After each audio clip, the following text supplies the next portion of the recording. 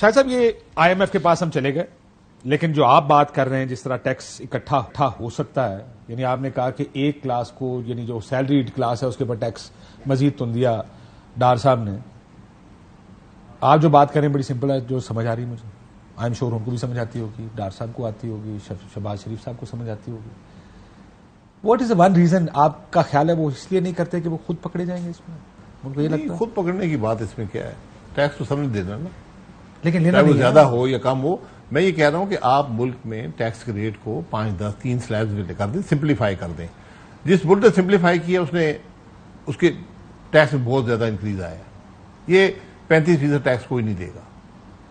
آپ چوری کا ہر راستہ ڈھونڈیں گے. میں بتا رہا ہوں آپ کو، اگر کاشباسی دے گا تو 20 اور کاشباسی نہیں دیں گے.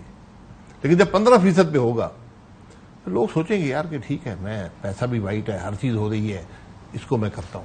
میں بریک میں آپ سے یہ بات کیا تھا کہ ٹیکس کی میں بات آپ کو بتا رہا تھا کہ ٹیکس ٹھیک دینا اور غلط دینے میں اتنا فرق ہے جی کہ آپ لوگوں کو پش کرتے ہیں کہ تم غلط طریقے سے بالکل اپنا کام کرو. اگر آپ اس کو قریب کر دیں، گیپ برج کر دیں، تو لوگ کہیں گے یار میں 5 دے رہا ہوں، میں 8 دے کے یا 10 دے کر سرکاری کیوں نہ کروں. But why do they not understand? کیا گیا تھا، دیکھیں یہ ہم نے 2018 کے بجٹ میں کیا تھا، امپلیمنٹ ہوا، 2 مہینے جاری رہا.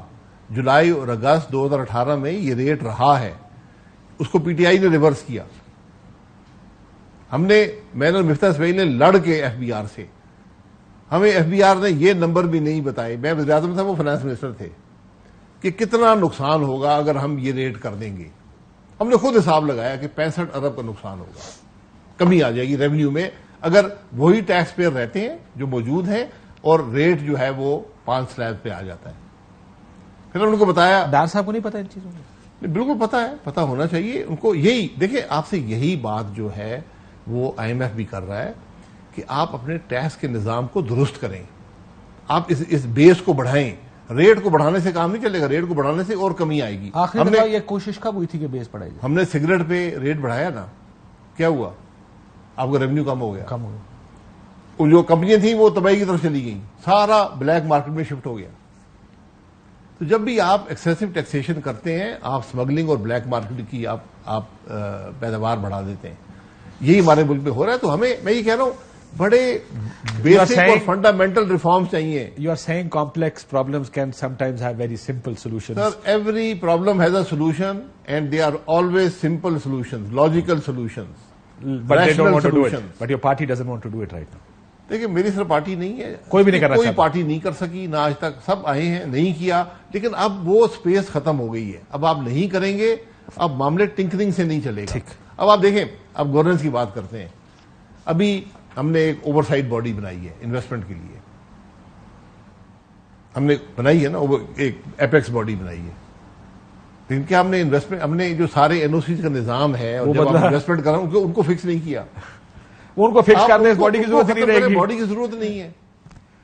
آپ دیکھیں نا، یہ آپ کو فنڈامنٹل چینجز آپ نہیں کریں گے، ٹنکرنگ کریں گے تو کام نہیں چلے گا، آپ کو وہ ڈویڈنڈز نہیں ملیں گے. ٹھیک، مجھے ایک بات بتائیں بھائی، آپ نے مفتاح صاحب کا نام لیا، مفتاح صاحب کی سیاست ختم ہو گئی مسلم لیگ میں؟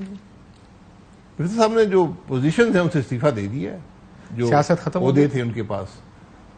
He took on Ishaq Dar. G He has taken on Ishaq Dar. Dar صاحب کے ساتھ لڑائی لڑ کے پی ایم ایل این میں کون زندہ رہ سکتا؟ لڑائی نہیں ہے یہاں پر. اگر مفتاح صاحب نے کوئی بات کی ہے، کم از کم جو میں نے پڑھا ہے یا دیکھا ہے وہ یہی ہے کہ ان کا ایک اوپینین ہے کہ معیشت اس طرح ہونی چاہیے، اس طرح چلنی چاہیے. یہ ہر اکانومسٹ، ہر جو آدمی اس شعبے میں ہے اس کا اپنی ایک رائے ہوتی ہے.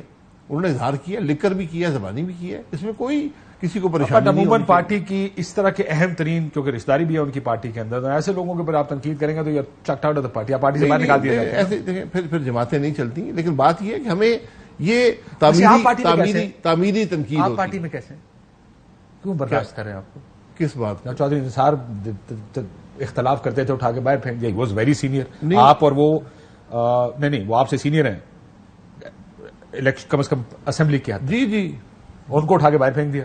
نہیں، باہر پھینک، وہ خود پارٹی چھوڑ کر گئے، کسی نے باہر نہیں پھینکا. لیکن یہ ان کا فیصلہ ہے، میں اس فیصلے کی احترام. وہ حالات ایسے بن جاتے تھے نا، عزت دار آدمی خود چھوڑ جاتا ہے. میں کہہ رہا ہوں آپ کو کیسے برداشت کر رہے ہیں؟ عزت دار آدمی کی بات نہیں ہے، برداشت کی یہاں بات نہیں ہے. یہ میری ذمہ داری ہے کہ میں اس فورم پر جو مجھے اویلیبل ہے آپ جو ہم 90% یا 95% یا 100% باتیں کرتے ہیں وہ پبلک فورمز میں نہیں ہوتی. جب مشاورت ہوتی ہے وہاں پر آپ کو بات کرنی چاہیے. اگر آپ وہاں پر بات نہیں کریں گے آپ کو شہباز صاحب کو بات کرنے کا حق نہیں ہے. شہباز شریف کو یا نواز شریف کو یہ ٹیکس والی بات کیوں نہیں بتائی آپ نے؟ میں ہمیشہ میں پبلکلی کر رہا ہوں. میں نے وہاں بھی کی ہے, جب بھی یہ فورم آئے میں نے بات کی ہے. جواب کیا ملتا اس کو جی جواب کیا ملتا؟ نہیں, بالکل ہونا چاہیے. ہم سے نہیں ہوا, میں اس بات کے اعتراف کرتا ہوں. کوشش ہی نہیں کی. ہم نے دیکھیے ہم نے کر دیا تھا 2018 میں, ہو گیا تھا, اس کو ریورس کیا گیا. اب آپ کی ضرورت ہے اس کو واپس ریورس کریں, اس نظام کو یکسر بدلیں. یہ نہیں ڈیلیور کر رہا. میں یہی کہہ رہا ہوں ہمارا ہر نظام فیل ہو گیا ہے. اس کو یکسر بدلیں گے نہیں تو کچھ نہیں آگے چلے.